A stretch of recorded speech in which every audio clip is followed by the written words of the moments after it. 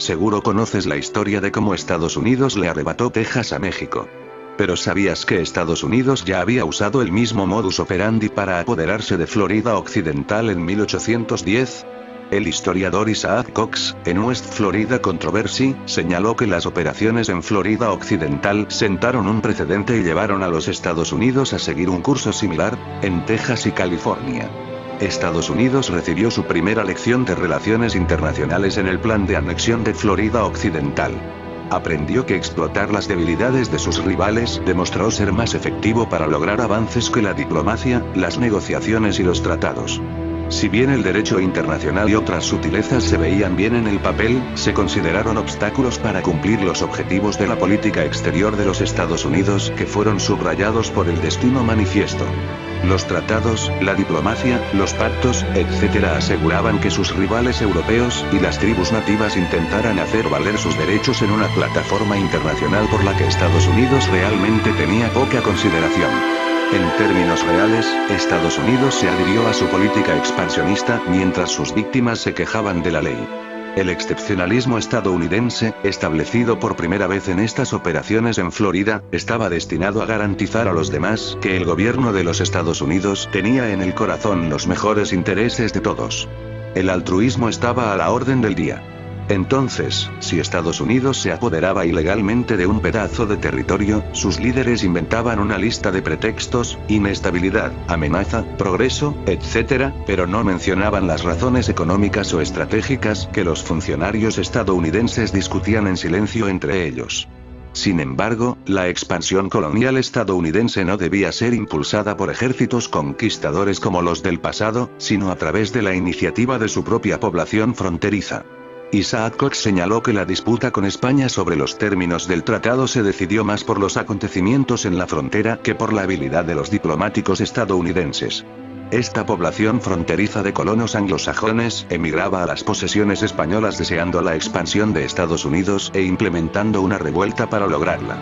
En Florida Occidental, el movimiento de anexión, aunque fue apoyado silenciosamente por funcionarios estadounidenses, fue posible gracias a los colonos anglosajones, que planearon transferir el control del territorio a manos estadounidenses. Al mismo tiempo, se formó un movimiento similar por la independencia de Texas.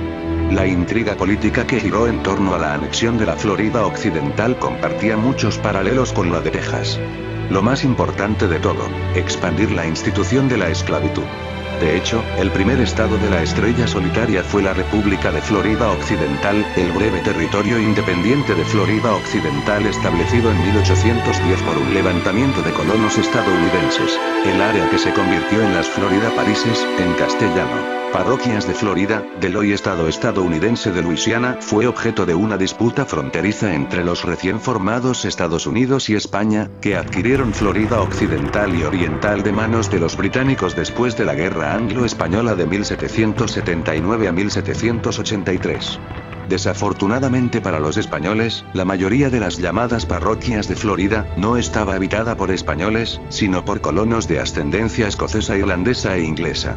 Entre ellos se encontraban refugiados conservadores lealistas de la Revolución estadounidense, que habían huido a la región cuando estaba bajo soberanía británica. La disputa llevó a los colonos estadounidenses incitados por filibusteros en la parte de la Florida Occidental al oeste del río Perla a declarar una república independiente de Florida Occidental en 1810 y eligieron a su líder, Fulton Esquibuit, como presidente. El estandarte azul de los filibusteros estadounidenses, que sustituyó a la rojigualda el 23 de septiembre de 1810, cuando el fuerte español San Carlos en Baton Rouge fue tomado por asalto, fue la primera bandera de la estrella solitaria en la historia de los Estados Unidos, antedatando así a la bandera de Texas por 26 años.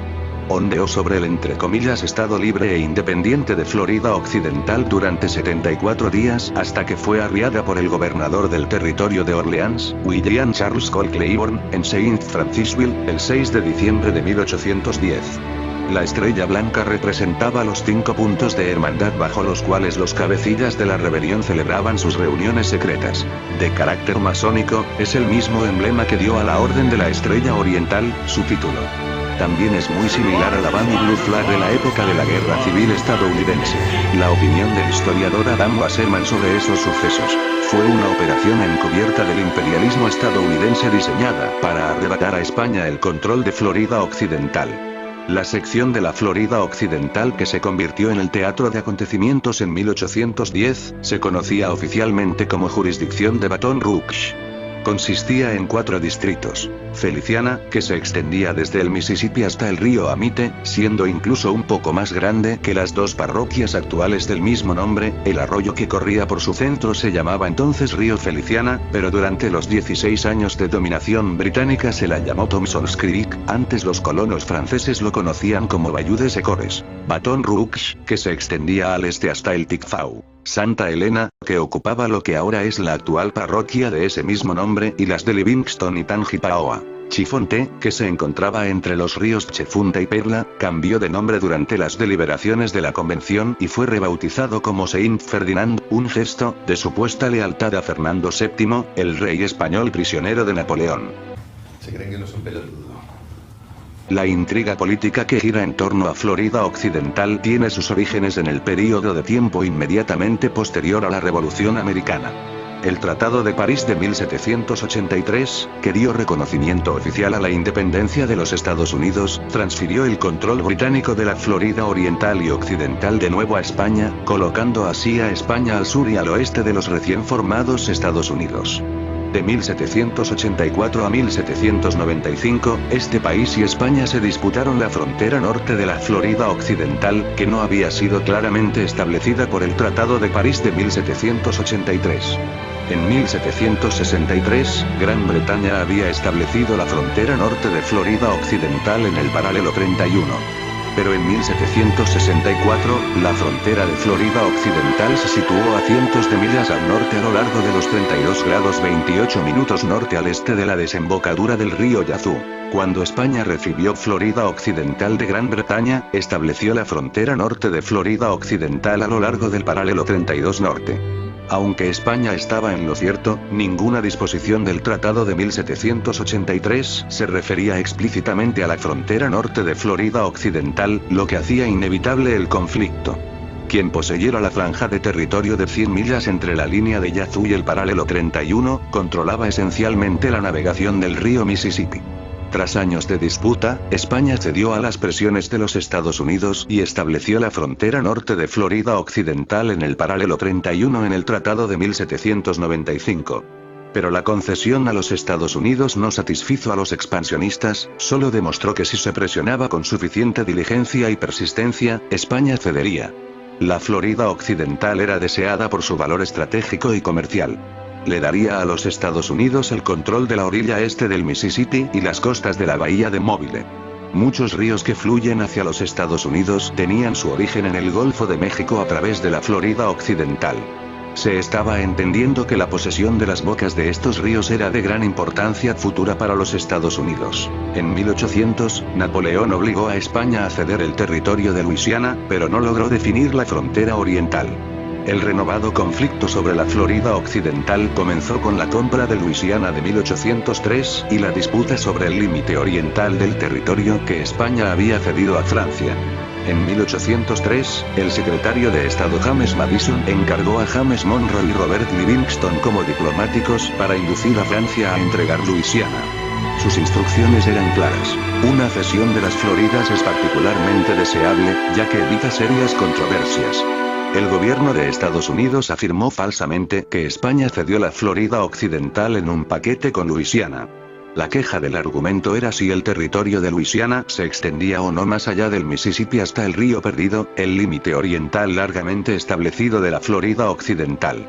Pero Madison admitió que obtener la posesión de Florida de Francia sería difícil porque puede suceder que las Floridas estén tan suspendidas, en negociaciones inconclusas entre ella y España, que admita o requiera la concurrencia de ambas para satisfacer los deseos de los Estados Unidos. Pero el gobierno de Estados Unidos todavía persistía en su afirmación de que la Florida Occidental fue incluida en la compra de Luisiana. Ya en agosto de 1803, Thomas Jefferson ya estaba defendiendo esta interpretación. Tenemos algunos reclamos, para extendernos en la costa del mar hacia el oeste hasta el río Norte o Bravo, y mejor, para ir hacia el este hasta el río Perdido, entre Mobile y Pensacola, el antiguo límite de Luisiana. Estas reclamaciones serán objeto de negociación con España, y sí, en cuanto ella esté en guerra, la presionaremos con fuerza con una mano, sosteniendo un precio con la otra, sin duda obtendremos las Floridas, y todo a su debido tiempo. Thomas Jefferson buscaba entre comillas la acción voluntaria de sus habitantes, una guerra en Europa, y otras circunstancias si los Estados Unidos iban a hacer un movimiento. Si todas las fichas cayesen en el lugar correcto, los Estados Unidos ya no se preocuparían por las repercusiones de tomar medidas extralegales simplemente porque no habría ninguna. En 1808, la Francia napoleónica invadió y comenzó una larga ocupación de España. Con España dirigiendo la mayoría de sus recursos y atención a resistir la ocupación francesa en casa, los expansionistas estadounidenses vieron la oportunidad perfecta para explotar la debilidad española y apoderarse de sus provincias de ultramar.